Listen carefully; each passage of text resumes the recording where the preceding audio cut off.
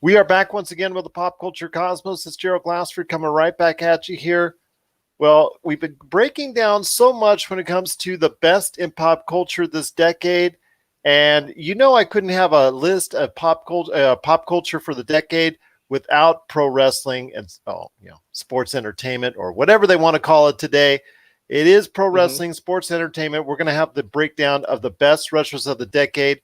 But here to do that, plus also his thoughts on All Elite Wrestling as it stands now as we end out the year and go into a new decade, is a good man indeed. You got to go ahead and check out his show, The Raygacy Show, available on Anchor Podcasts or wherever you get your podcasts out there. It's awesome indeed because it covers a wide range of topics and he has some great interviews and conversations. So you got to check it out today, The Raygacy Show, wherever you get your podcasts. Again, it's a great time. Every time I talk to him, it is Mr. Rayson Choo. And Rayson, it's just so great to have you back on once again. Well, thank you, man. It's really my honor and pleasure to be back here on the Pop Culture Cosmos. It's one of the, I would say, the pop culture, wrestling, gaming kind of podcast, which I would listen to. And it'll be a fun conversation that we're going to have, and I can't wait to actually get started. Well, thank you so much for the compliment. I'm blushing already. So, it's great to hear all that when somebody says something nice about your program. We try hard here at the Pop Culture Cosmos. Yep. So, trying to keep up with your standards at the Raygacy Show. So we'll leave it at that. Thank you. But I will say this, something we did talk about, actually was one of the conversations that led off after we talked about, how people would be affected after the end of the Marvel Cinematic Universe at that point in time with Avengers Endgame. And one of the things that you indicated that you wanted to talk about was pro wrestling. So we had a conversation about All Elite Wrestling and what we thought at that time. And we didn't think as highly of it as I thought a lot of other people were excited about it more than we were. Well, it's now about 6 months later, give or take 6 months later. And All Elite Wrestling is now, I guess you could say, a regular product out there in the pro wrestling world. Yeah. You could probably say it's now an official, week to week, month by month federation now going forward. And let's break it down for right now. All Elite Wrestling right now on Turner Network Television here in the United States, it averages between 800 to 900,000 viewers. Started out hot with about 1.4 million viewers. Obviously, like any show, it's going to lose viewers over the course of time, but it's been able to go ahead and hover consistently right between 800 to 900,000 viewers, battling week in and week out against NXT. So they look, right there, you could go ahead and say that to me is a win, is that they're still relevant and that they're still going ahead and have popularity. Their house shows that they do, well, aka the TV tapings, they're averaging, I believe, for this year is right around 6,000 attendance per show, which is great for a non-WWE product at this point in time here in the United States. So things to me are looking up for All Elite Wrestling as we head into the next decade. I want to hear your thoughts. From the time we last spoke about All Elite Wrestling, what has changed in your mind in the opinion of what we see, of what you see going forward for All Elite Wrestling? Well, from what I see is that it has immense growth, like literally. I mean, in terms of the product itself, in terms of I would say the storylines itself, it's captivating. It is definitely something that I would say that they have actually really copied. They have actually, how do I put it? Like they have really modeled from WWE back in the olden days. So they have modeled WWF plus the WCW concept. Like, for example, AEW Dark is just like WWF Heat. And in my opinion, it is a really good one because Dark has its own mini session where they have the wrestlers, they have Excalibur or someone to actually talk about the previous matches on Dynamite, or they will talk about, hey, what is happening on Dynamite and what is gonna be coming up next on the next event and things like that. So it's quite refreshing. It's just like how WWF Heat was actually being filmed back in the days, and I noticed that they have they have immense growth in terms of the product itself. It is much more entertaining, and even though they do have either, I would call it a blunder where they talk about WWE wrestlers, like for example recently when they talk about Dr. Britt Baker's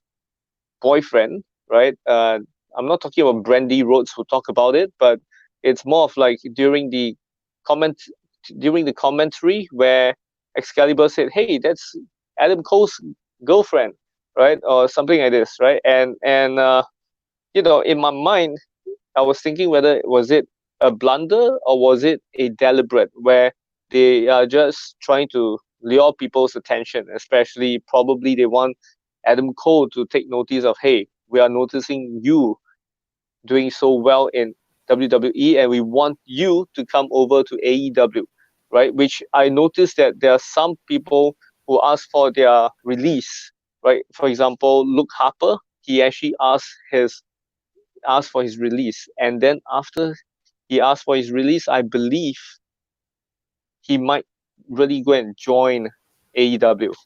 Well, that has to be after a 90-day no compete clause. I know there were other wrestlers as well that have had similar askings.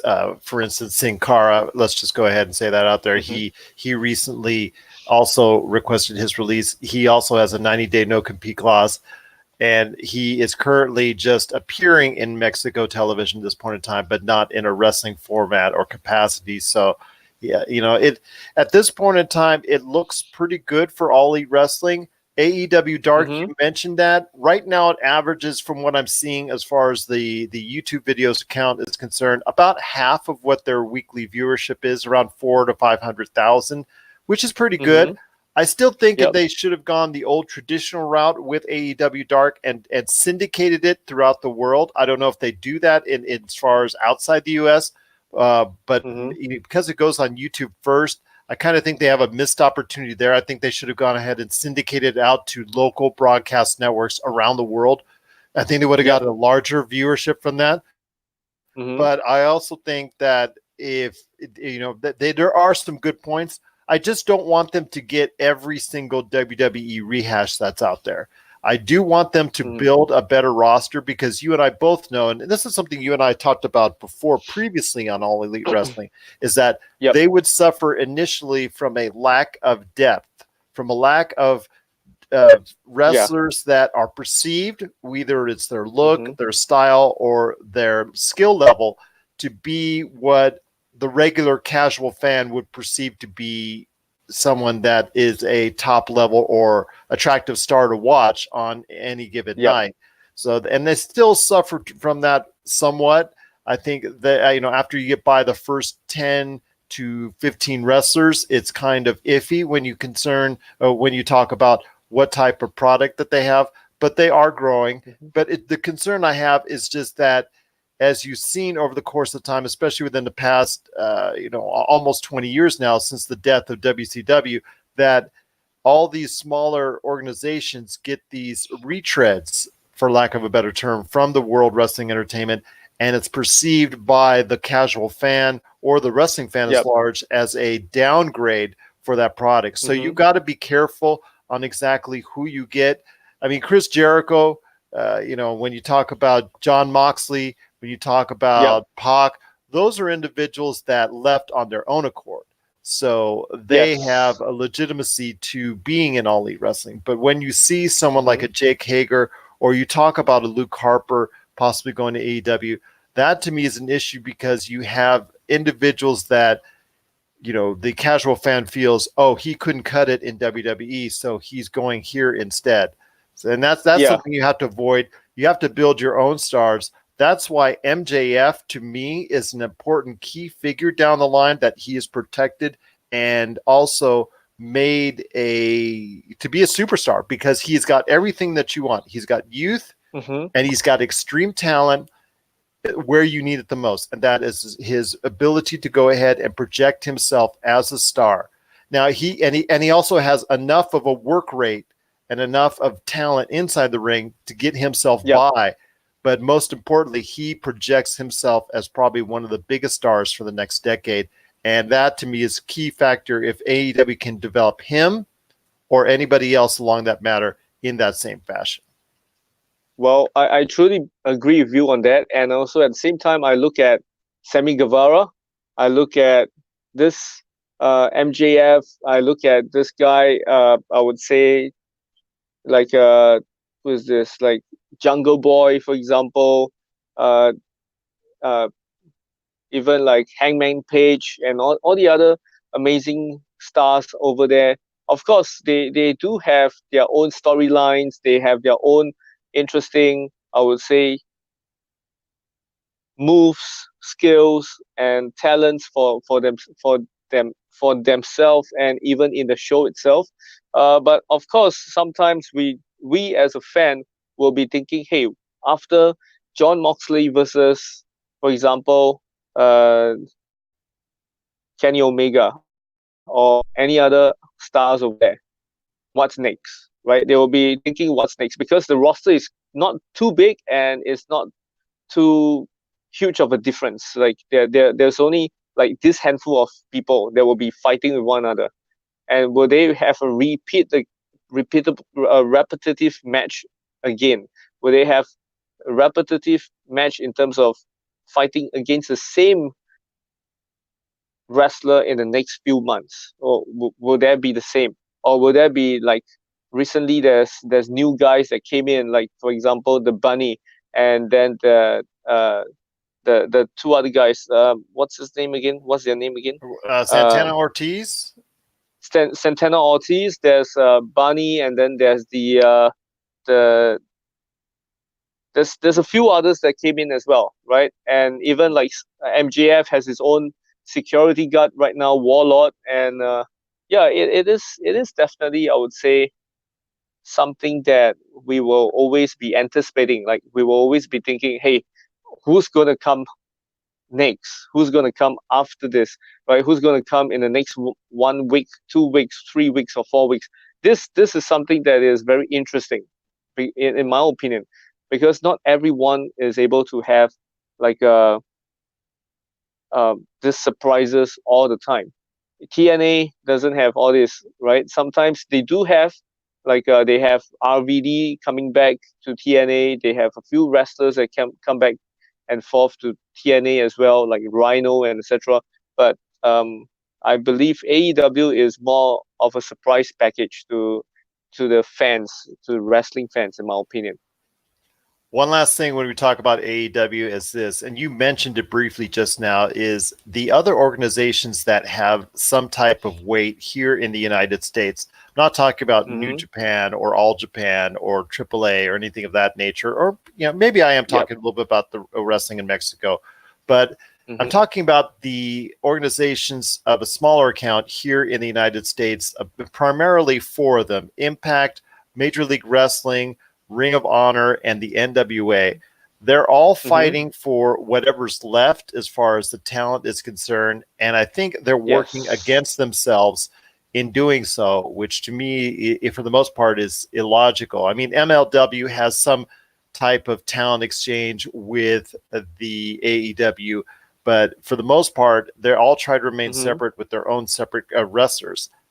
I think for the benefit of All Elite Wrestling and for the benefit of all these organizations, they would be best served by working with each other, similar to what we saw back in the 80s with the territory system way back when.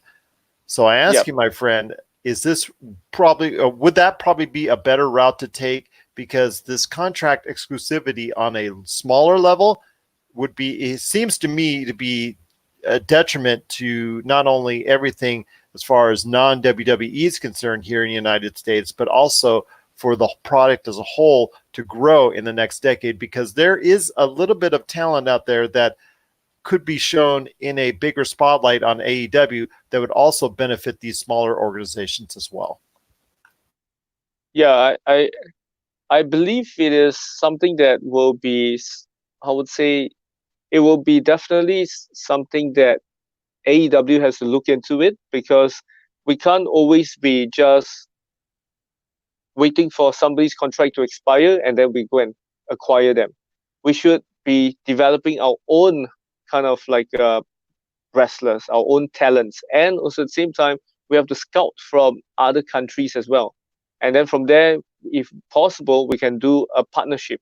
Even if AEW can't partner up with NJPW, for example, then probably they can partner up with DDT. They can partner up with some other pro organizations as well.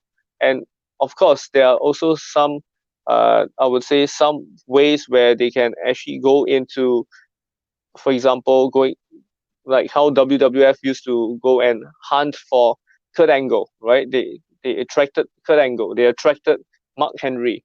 They are both Olympic. For one of them is Olympic gold medalist. The other one is like pro weightlifter, right? And they were attracted by the fun, the amazing talents that have been produced in WWF, and also at the same time, all the amazing, I would say, all the awesome storylines and everything else have attracted them, and probably the payout is also quite high, so they are also attracted by it as well, and they know that, hey, this is something that I can do in the next few years, or something that can be very entertaining for me, and I want to do it. So yeah, it is better if we can, or I'd say, not just uh, AEW, but probably ROH and all the other smaller organizations. What they can do is that they can actually go and scout for talents in probably universities, in the high schools, and they go and check it out, and they pre-sign them a contract, train them, build them up as well, or even collaborate, partner up with the other smaller groups of the wrestling organizations, so that they can actually beat WWE, so that they can beat, WWE, and probably acquire WWE and create their own kind of invasion in AEW or whatsoever, right? So this is something that we can actually look into it in the near future. I don't. I think WWE actually ever getting bought out and in a similar fashion to WCW would probably be something that in Vince McMahon's grave would probably never happen. I mean, if that would be the case, I would see him not rolling over the grave. I would see actually him rising like the Undertaker from the grave to go ahead and say, no, no, I don't think that'll ever happen. I think the WWE would fold before actually letting itself be acquired by another company, to be honest with you.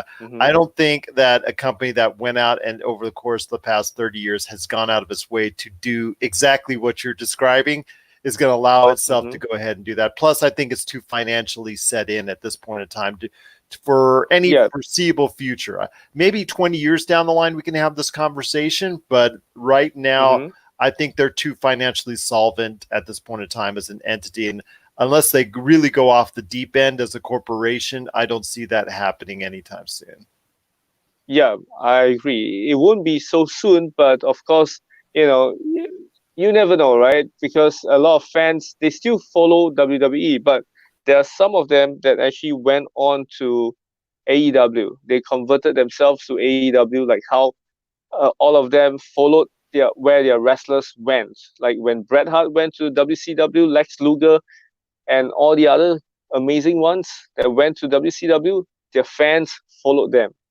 Wherever they go, they'll just follow, right? So it's the same for WWE and AEW.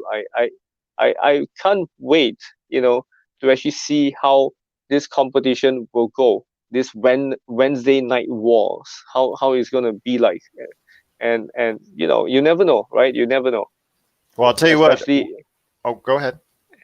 Yeah, especially if like WWE still doesn't have creative content, doesn't have much creative content going on, and people don't really like it, especially for now, like for example, Bobby Lashley and Lana's case. Man, I don't understand why they need to have this, and everyone don't really, even though it might be entertaining a little, but in my opinion, it's like, damn, it's a bit crappy. and it's like hurting their relationship. And even though it's really already hurt, but it would be best if we let them settle it privately rather than fight it all out and make it into a huge scene in in the ring. Well, whether or not it's staged or it's all a work, as they say in the business, or whether Mm-hmm. it's legit, anytime you involve a marriage in wrestling, it never usually ends up well in real life. I mean, there's so Yeah. many marriages that have been broken because of it. But going Mm-hmm. forward, when talking about the WWE, everybody still points, even if you're not a fan of the product anymore and you're tired of all the lame angles and storylines that have really been misconstrued and all, or also as well just still disappointing over the years, similar to what you're talking about now. I mean, you could talk about dozens and dozens of storylines that were really truly bad and horrible to watch. People still come back or still identify, especially on a casual level, as far as sports entertainment with the WWE. Maybe the hardcore fan has shifted away from it a little bit, but in the next decade, I still see the WWE coming out on top simply because of the fact they have such an ingrown advantage financially, also as well a cultural base and a cultural knowledge, which AEW will need 10 years to go ahead and 10 years of success to go ahead and match up against. And like always, every March or April, where are we always looking at? We're always looking at WrestleMania. No matter who the fan is, no matter where the fan is, they're always paying attention to that. And as long as that remains the case and the WWE is still the focal point at certain given points of time of the year for people to go ahead and view sports entertainment, I think WWE for the foreseeable future still comes out on top. But with the shifting focus on All Elite Wrestling and little bits here and there growing little by little, you could see a shift as far as people, for that are from a hardcore, but also a casual audience moving towards other products such as All Elite Wrestling, maybe competing on a level with WWE, but at a par with each other.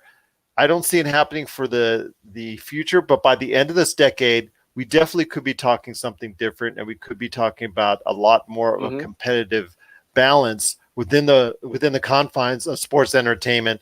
And I hope that's the case because it makes the overall product that much better. Yep. All right, my friend. Definitely. Once again, I'm talking to Rayson Choo. He's with the Raygacy Show. You gotta go ahead and check out his awesome show, the Raygacy Show, today on every major podcast outlet. He has great interviews. It's just an awesome time to listen to some inspiring, educational, and interesting topics always when he's on with the Raygacy Show. You got to catch it today on Anchor and wherever you get your podcasts. Well, okay, my friend, we've talked about some great things so far in pro wrestling, but it's now down to it. The end of the decade is here. So this is a decade that I think a lot of people look back as far as maybe a good and a bad time for the sport, where the WWE was really the only product at the beginning of the decade, and little bits here and there with Impact and TNA and all that type of stuff. But outside of that, it's really been the WWE for the first 7-8 years, essentially, outside of maybe New Japan here or something like that, at least here in the States. Now, worldwide, New Japan Wrestling has, garnered so much interest from a lot of fans out there because of the classic wrestling matches that they've had and some of the wrestlers that have prospered in that case. So over this decade is not without its share of some fantastic matches and some fantastic wrestlers. So I want to hear your list, my friend. Let's break it down. Your best pro wrestlers, aka / sports entertainers, whatever you want to call them, for the decade of the 2010s. So I want to hear your thoughts on that right now from Rayson Choo. All right. So my top 10 pro wrestlers goes with this. First, Stone Cold Steve Austin. Let's give us a hell yeah, man. All right. Well, for the 2010s? For the 2010s? 2010s? Yeah, for the decade, for this past decade. Yeah, not for the this century, past not for the century, but for this past decade. Oh, past 10 years, yeah. Yeah. Let me see, from 2010 to 2020. Well, I'll Okay, tell you what. cool. I'll tell you what. Let me share you some of the wrestlers. I don't have a 10 per se. I have a what a two, three. I have a 7 that I go off of. So I'll tell you what. While you take a second to go ahead and think about the wrestlers that you think have prospered over the past decade, I'll give you 7 of Okay, mine. all Let's right. go ahead first. I think, and this is going to be in no discernible order. All right. Okay, So I'm going to say right now Seth Rollins, Kenny okay, Omega, Charlotte Flair, Kazuchika Okada, AJ okay. Styles, Hiroshi Mm-hmm. Tanahashi, and Okay. Kana, aka Asuka. Those to me individuals because of the fact that they've been consistent over the course of time. Mm-hmm. Seth Rollins did have to take some time off, and a couple of the others did have some injury issues as well. But for the most part, Yep. they have been steady. Daniel Bryan is just short off the list because, in fact, he retired for some period of time. But he was an Mm-hmm. outstanding wrestler this decade. There are Yep. a few others as well, but I think those 7 for me really stand out. I know there's some quality wrestling. I mean, the fact that Kenny Omega and also as well, you know, Kazuchika Okada, Hiroshi Tanahashi, those individuals have had premier matches of the decade. And when you talk about the best pro wrestling matches of the decade, they'll be included, all of it. Mm-hmm. Kana, aka Asuka, she held the NXT title for so long. And the fact that she was dominant everywhere she went, and the fact that she's still a major player now, and I think she should be even higher at this point in time, speaks to the type of quality that she has, because I think she is the best women's wrestler right now on the planet. Charlotte Yep. Flair, she is not far behind. I think she's extremely talented. Mm-hmm. She is much like her father in what she can bring to the ring, and has Yes. multiple world championships to account for that and her success. So Mm-hmm. I definitely think she belongs on this list. And AJ Styles is someone who dominated in both a TNA/Impact. He also had Yep. incredible matches in the independent scene. He also had incredible matches in New Japan, and of course with the WWE. So I think that Yep. he definitely deserves to be on this list. And Seth Rollins, starting out in developmental at this point in time, earlier in the Mm-hmm. decade, has gone all the way up to be one of the premier athletes in the WWE. Speaks to his longevity. He did get hurt for a little bit, so he would probably be on the lower end of the list because of the time he had to take off due Mm-hmm. to injury. But still, he has had some incredible matches for WWE as well. So I've given you a chance to go ahead and hear my list. I want to hear your list for this decade, my friend, on 2010s Okay. to 2019, well, the end of 2019, anyways, on your best wrestlers of this decade. All right. So, not in any order. Not in any order. Number one will be Randy Orton. Okay, he has been consistent. He has always been in the top notch. Even though he's not always fighting for the championship, but he still is able to go go forth with different wrestlers, and especially different amazing wrestlers like AJ Styles currently, and etc. etc. And then of course number two, I'll have AJ Styles. Okay, he's phenomenal. He is like amazing, and he is really I would say one of the talented and gifted wrestlers that I've watched, even when he was in TNA to when he's in NJPW, he's in many independent scenes and even WWE as well. He has built a lot of fan base from there, and he is a really hard worker. I would say one of the hardest worker in this industry as well. And then number three will be Kenny Omega. This guy is really incredible. He has built a brand from nothing to something and became so huge in Japan and in the US and all around the world. So this guy is really amazing. And then the Young Bucks is the fourth one. Okay, so these two, okay, Matt Jackson and his brother, both of them are really amazing tag team, like one of the best tag team that I've ever seen ever since the Hardy Boys came, right? These two, if they were to have a dream match, I would like them to fight with the Hardy Boys. It will be epic, right? And then and the fifth one that I would say is that this, or I'd say the sixth one, because the Young Bucks comprises of two persons. So the sixth, in my opinion, will be Shinsuke Nakamura, right? He has done so much. He has won the NXT title. He has came from Japan to WWE, and he's able to stay there for quite some time. It's pretty amazing. He's not like EC3. He's not like the other wrestlers that has been there and then just not much creativity on their storylines for them, so they were left, you know, not able to do so much for WWE. But for him, he has been consistently doing so well in WWE. And then number 7, in my opinion, will be Kofi Kingston.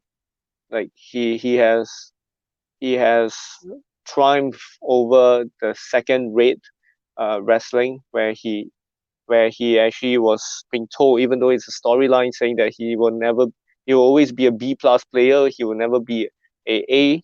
But in my opinion, he has done his best. That's why he actually gotten the opportunity to be the world heavyweight, the WWE champion. Yeah, so this guy is number 7, and then number 8 will, in my opinion, will be uh, Cesaro. If, even though he had a feud with Sheamus, but in the end they were put together to be one of the leading tag teams in Raw and SmackDown. And then now, even though he's not having that much of the opportunities for titles, but he's still one of the guys that is being pushed and being helping the other wrestlers as well. So I believe that he's one of the great ones. And then number 9, in my opinion, will be Adam Cole. Yeah, Adam Cole, baby, is amazing. He has been, he has been also very hardworking, one of the very talented wrestler in terms of his mic skills, in terms of his moves. I love how he does his finishing move. It's really incredible, and how he actually been able to play the bad guy, right? He's able to play it very well. Yeah, this guy has a lot of potential. And the last one will be a little bit of bubbly, Chris Jericho. Like interestingly, even though he has been in WWE for so long, and he left, he went on to perform with his rock band, but he came back and he's now the AEW champion. So I truly believe like this guy is, wow, really amazing. Even though he's reaching 50s already, and yet he is still performing and still doing his best to entertain his fans and the followers all over the world. So these are my 10 people that I really believe that they have done so much and so well in the past 10 years. That's a great list there for you. And I'll tell you what, I do agree with you definitely on Shinsuke Nakamura and also Chris Jericho. They would be right after the list that I was explaining as well. I think those two have also been at various points in time of the decade spectacular. Shinsuke Nakamura, especially, I think, as you know, his time in Japan with New Japan, and also coming over to NXT and dominating NXT, I think warrants a strong consideration. And you'll see both of those names, along with all the other great names on that list, mentioned as well for some of the top wrestlers of the decade. So excellent list right there for you. Well, before we head on out, my friend, you know I got to ask you. I mentioned it before. It is Rayson Choo, along host of the Raygacy show, which you got to catch today on Anchor and also other great podcasts podcast outlets as well. But before Yep. we go, I got to have you explain to Mhm. people why people need to check out the Raygacy Show. All right. Okay. So basically, the Raygacy Show is something that I believe will help millennial entrepreneurs because we have the best entrepreneurs around the world coming onto the show where I get to pick their brain and they are able to share with us their life story, their success tips, their failures, and how you can overcome them, and etc. etc. And these people, they are not just any Tom, Dick, and Harry. They are the best entrepreneurs, such as Gary Vee, such as Grant Cardone, such as Steve Sims, and many more. That's along the list as well. And I would really implore you guys to actually listen to it because it will help you grow your mindset and uh, definitely your resiliency in your entrepreneurial journey. So I really hope that you guys can actually tune into it, and it is actually the Raygacy, so Raygacy space show, the Raygacy show. All right, so go and check it out on iTunes, Spotify, Anchor, and many other platforms that's hosting podcasts. That's awesome. It is the Raygacy Show indeed. Catch it today on every major podcast outlet. Well, my Yep. friend, it's always great talking to you. I thank you so much for cooperating because we've got that time difference. People don't realize when we're recording this, there's an 18-hour difference when we do this. So I truly appreciate every cooperation in the world that you've made for going ahead and talking to us today and sharing your mind on not only pro wrestling, but also as well your best sports entertainers, your best pro wrestlers of the decade. Just a truly outstanding list. Any last thoughts before we head on out on anything you want to talk about in pop culture? As we come up on a new decade, what are you looking forward to in the next decade?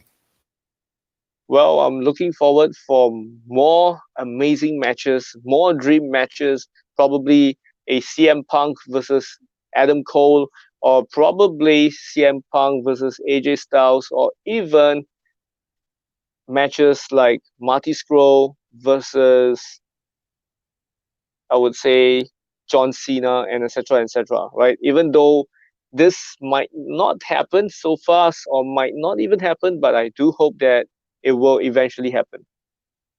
I'm not going to say it won't happen because even though, like you said before, that the case with CM Punk, who has shied away from the wrestling product outside of what he does right now with WWE backstage, and also as well John Cena, what he's trying to do in with his movie career.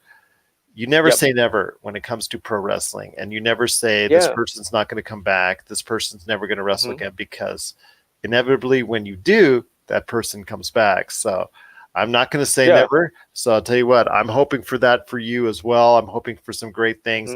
Also, Marvel, Star Wars, let's hope in the next decade a lot of these properties in pop culture can go ahead and achieve the kind of success that they have so far in the past, and going forward pop culture can still remain such a relevant part of our society and bring so much joy to both you and I as a whole.